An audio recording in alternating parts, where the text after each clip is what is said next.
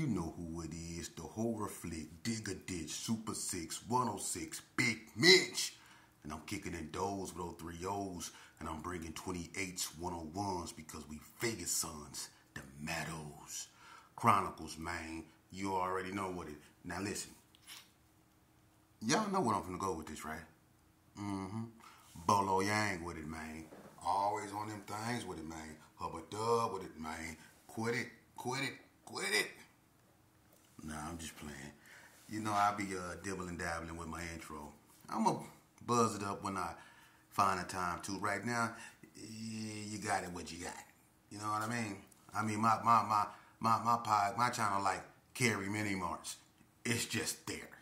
You know what I mean? But anyway, man, welcome to Vegas Chronicles, man, with your man, the horror flick, Super 6, Big Mitch. You know what I'm saying? Today, as usual, I answer questions. And I didn't want to answer it, but I am. I don't shy away from nothing. That's been my Achilles heel, unfortunately. But I don't shy away from nothing. But so somebody asked me, is Donna Street the most reputable gang in Vegas? Or isn't Donna Street the most reputable gang in Vegas? And to that, I got to respectfully say, no, they're not. Because there's no such thing as the most reputable gang. That's in the eye of the beholder. Now, I'm pretty sure if you ask them that, they would say yeah. I'm pretty sure they would say yeah. I'm pretty sure if you ask the Gershons if they the most reputable, they would say yeah. You ask the Pirus, they would say yeah. You ask the NTGs, they would say yeah. So being the most reputable gang in Vegas is in the eye of the beholder. Now, what Donna Street is and was, why I say was one of the most reputable gangs. Yeah, they can say that. They eventually became the second biggest gang after the Gershons at one point in their heyday. When they came out, they made probably one of the biggest impacts, if not the biggest impact on gang culture when they came out, because the reaction from the Donna Street Crips, you know, as far as other gangs, especially in the North coming out, you know, they really caused gangs to get on, and then they bought gangs out of hibernation too. Wasn't nobody really safe around Donna. So when Donna was really at their heyday, you know, they were pretty wild. Now, one thing Donna can claim is that as far as shootings go, there were more shootings, you know, statistically on Donna Street than any other neighborhood in Las Vegas, and that's what Metro said. And the police said there were more shootings recorded, called in from Donna or about Donna than any other neighborhood. So it was more shootings. I don't know if they were down there shooting in the air or at other people, but it was a lot of shooting on Donna, more than any other neighborhood. But that don't mean they was the most reputable gang, because White Street can say we was the most reputable gang, or the Hood can say we was the most reputable gang. Little Locos can say we was the most reputable gang. Sydney Sue can say that. Anybody can say that. So it's not as so much as them being the most reputable gang. Donna is one of the most ferocious gangs in the North and in Vegas. They're one of the more bigger gangs. So with that, yeah, they pretty treacherous. But the 6-0s, you know, they can say the same thing. You know, they're treacherous too, and so is the ABMs. They were treacherous in their heydays. So everybody can say that they hood was the most reputable, but there's no such thing. You know, so that's in the eye of the beholder. You know, and I'm just keeping it real. You know, I'm not saying that nobody is harder than nobody, because ain't nobody harder than nobody. Everybody can be killed. A lot of people have been killed. Nobody can raise their hand and say we won. Nobody. Because ain't no winners in this. You know, the only thing we can do is say we wiped ourselves out. But I'm going to tell you something. what happened to the Donnas. What happened to the Donnas basically happened to almost every gang. And it was an assortment of crack, powder, sherm, alcohol. And when you combine that with everyday living of like gang banging, running from the police, in and out of institutions, what happened was it took its toll, just like in the Gerson. See, when the Donnas first came out, you know, my cousin Ricky Allen got killed. That's what got Valley View back active, was when Ricky got killed. When Ricky got killed, that was Mackey's little brother. Mackey, who was a known figure from Valley View, always had been real big. Back in the days, he was real big, athletic, and move, just like Jesse Bright, one of them big, you know, stout dudes that can get out and can move fast, athletic. When they killed Ricky, you know, Mackey, you know, was catching them coming to Stop and Shop, and Mackey was coming from around that corner like Big Cheetah used to hit the corner on him. But Mackey was coming around them corner, and it was all bad. So the View and the Donnas, they was at it. You know, the Donnas wasn't just feuding with the 60s. They was also feuding with Valley View for what happened with Ricky. Because every time they came up to, they had, if they didn't come up to Stop and Shop 30, 40 deep, and they came up there a car deep, they risked Mackey coming around that corner. It's all bad. The View got active. You know, and I'm going to tell you something. One of the first Donnas to succumb to remember I said the sherm, the blow, the alcohol, and the gangbanging? One of the first Donna streets to succumb to that. And what I mean succumb to that is when it started showing its ugly face, that sherm was Clepo. Clepo got wet and went down there and shot up Valley View when he had that brown, was that a brown Cutlass on Chrome McLean's, the one the 60 shot up when Cicely was in it, over there by Carrie Arms, that was smoking. Yeah, that one right there. She was driving his car when he was locked up, and he got wet and went over there and shot up Valley View. They was at it. It's that water. See, when that water, and then some dudes got strung out on crack, and then some dudes start snorting that powder. You know, they was keeping their curls did. They had their little Cadillac on their rims and stuff like that. But as time went on, and I don't care what hood you from, am I lying? Watch this. As time went on, those same dudes that used to be with the Hawaiian Silky or the Liege Max had their little gold and their jewelry on, had their little cow on their McLean's or their cross laces or their Daytons. You know what I mean? Had their beats. As time went on, and they got to indulge in drinking, gang banging, eating hot wings, and some start coming over there to the Gerson, over there on 40 block, over on El Laurie, or wherever we had the units. That's what they was calling them back then, units. They would call it Sherm Sticks units. So when they was coming over there, dipping over there, getting them, you start seeing these same dudes that had them clean cars, and them cars started to look different. They started to have, instead of 4 McLean caps on there, they had 3. One was missing. The car was still alright, but it wasn't like it used to be. And then you start noticing stuff about them. They start losing weight. You know, a lot of them eyes turn red. See, that stuff that we was taking is starting to take its toll on us.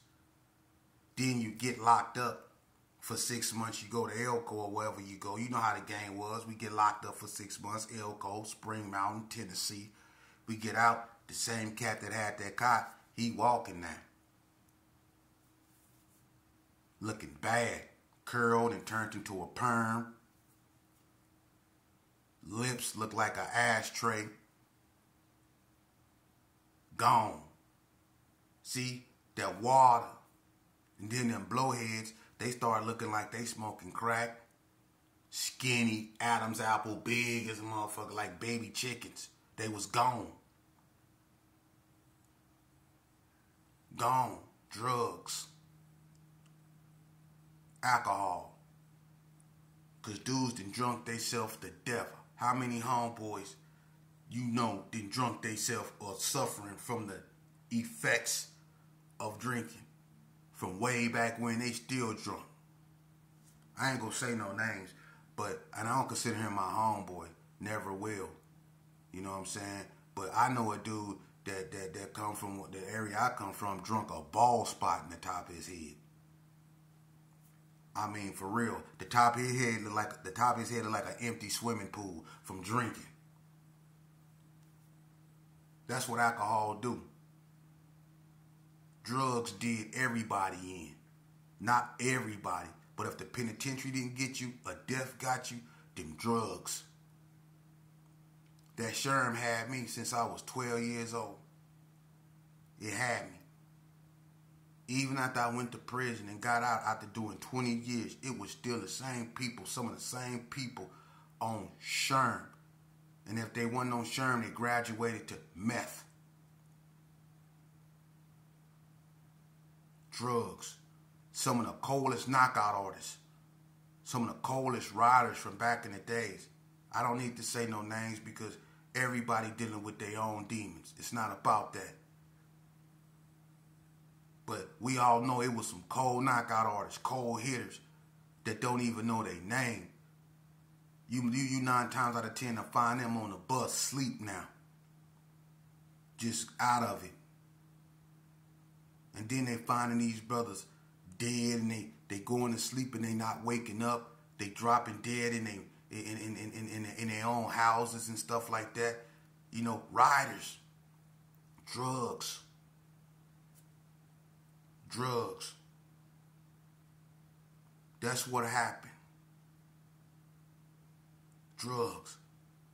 Dudes used to have names in the streets. Dudes was ferocious. Now they to the point to where their son don't even want to be around them.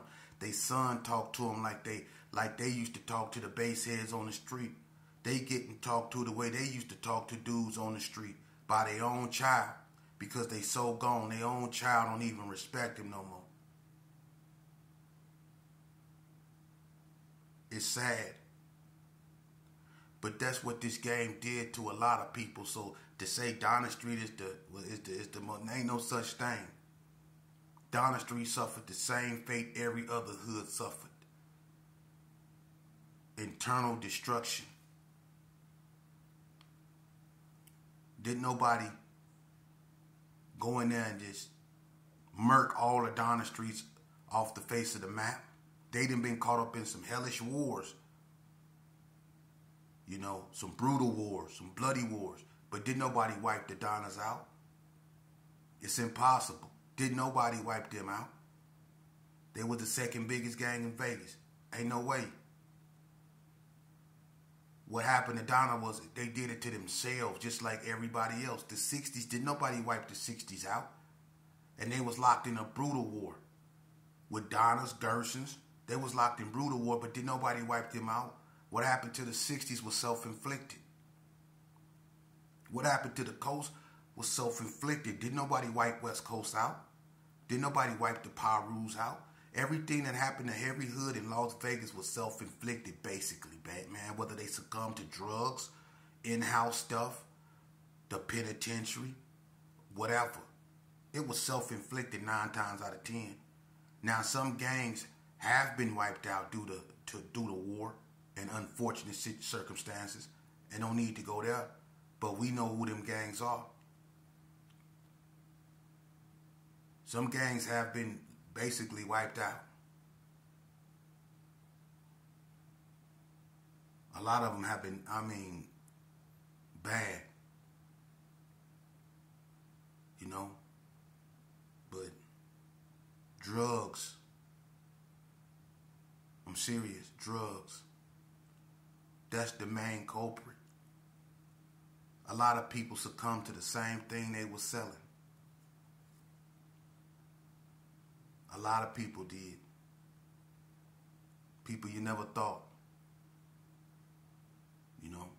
succumb to that. And that's sad.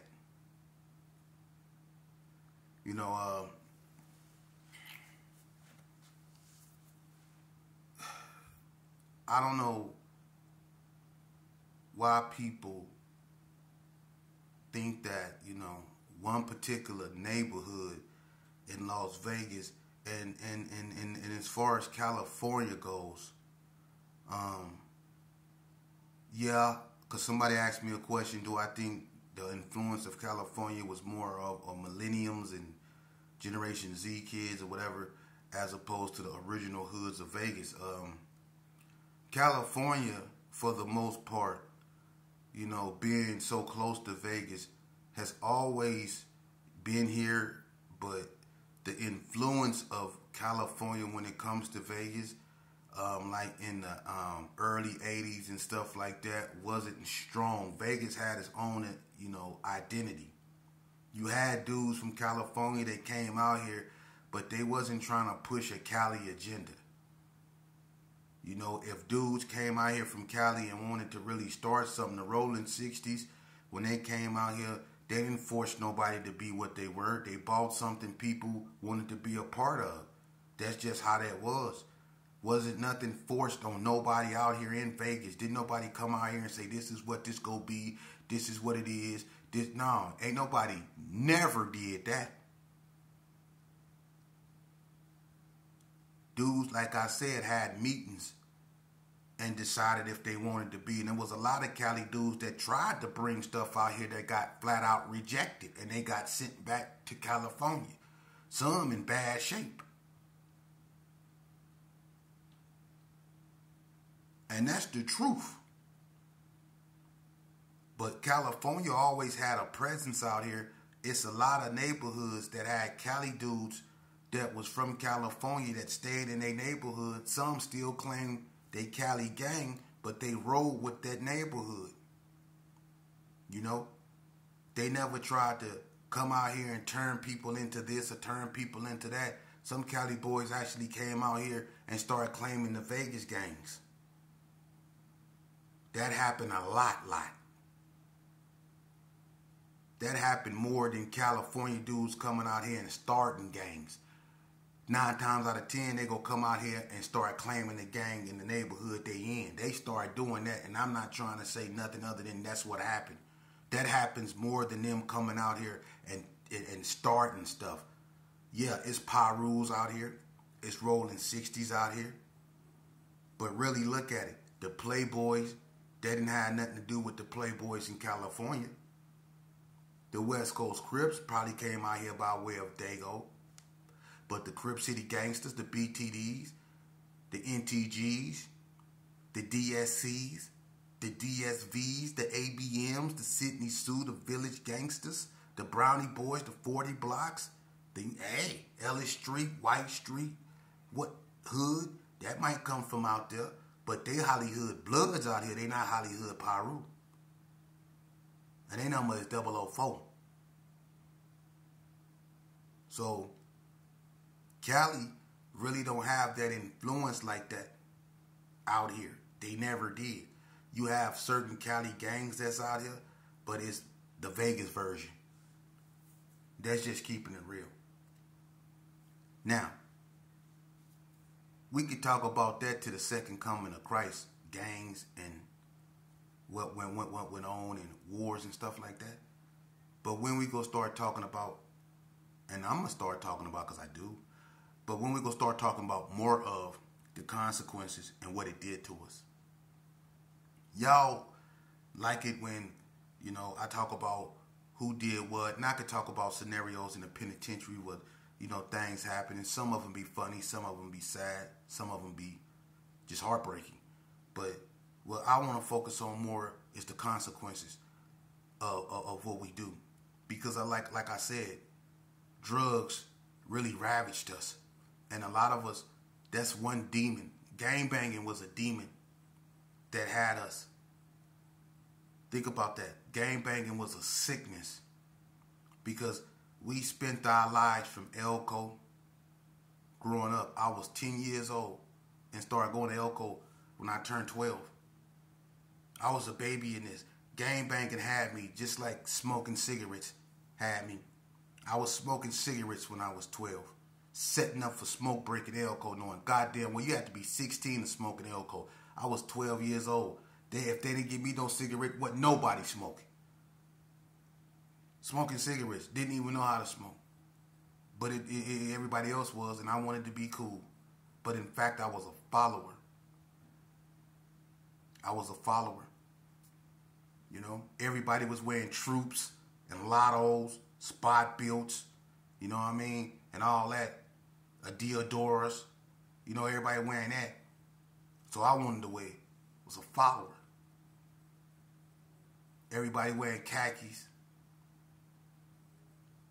dickies, overalls, cords, you know what I mean? I even remember back in the day, remember y'all used to wear the Bugle Boys? Mm-hmm. With the K-Swiss, the OG K-Swiss, the baggy Bugle Boys with the OG K-Swiss, with the Elko flannel.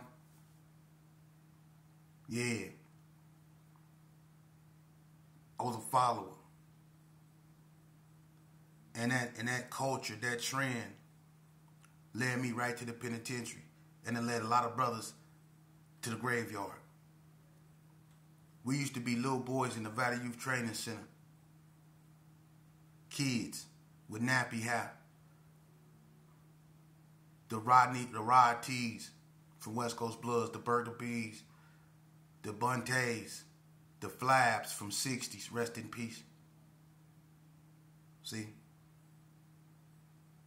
All those guys that been Fat Dad, rest in peace, from the penitentiary. All those guys, Kip Nut, you know, Christopher Schultz, Christopher Shaw, the one that killed Lakeside. All us was Elko babies. Lonnie Lee, Casio, Kiki Lowe, Big Craze, Lil Craze, Goose Dog, Casanova, Sam Douglas, S. Hall, rest in peace. All of us, Flacco from 28th Street, rest in peace. All of us was babies. We was all babies, man. But we followed the trend that led us to self-annihilation. We can't blame that on nobody but us, man. We chose to be followers. Elko could equip us with everything we need to have a fresh start in school, in whatever. It gave us a fresh start, it did. Elko, we could have used that to go another route, but we used Elko to get buffer and batter. That's what we used Elko for. We came out of Elko buffer and worship. That's all it did. It set us on the stage of recidivism, the revolving door. In and out, in and out, in and out. And I want youngsters to know that that's what this lifestyle, if you lucky, go do. It's going to set you on a course of recidivism where you go in and out of the penitentiary. But it's so many of you that's not lucky that you're going to be under the grass. That's what the streets do. See? The streets will glorify you. They'll make everybody know your name. And just like that, the streets will take you out, knock you down in the rudest way. The same way you lived, as hard as you lived, that's as hard as you go die. And they will take you out, and they will replace you with somebody else, probably the person that killed you, and hold them up and let them be talked about. They do it to everybody. You know? Look how everybody lived, and then look how all the hardest dudes, look how they lived, and then look how they died. They died just as hard.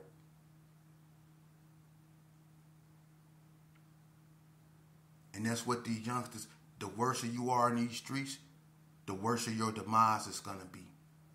Only if you knew. Only if you knew. It's all fun and games until you land on the sidewalk with your guts hanging out and somebody pumping on your chest telling you to hold on, and you taking and you gasping for air, waiting on the ambulance, praying them ambulance get there, praying somebody get there. See, We don't want white folks in our community until we shot up. You know? Just like when them Bloods, and I keeps it real. When I try to walk my tough ass through blood turf because my parole officer dropped me off over my mama's house, and I try to walk my tough behind through blood turf like I'm just gonna walk through there because I'm a little sheepdog. And they had me running out. Listen, I ran so fast, my shadow couldn't keep up with me. My shadow stopped running. It was like, shit, what I'm running for, they ain't gonna do nothing to me.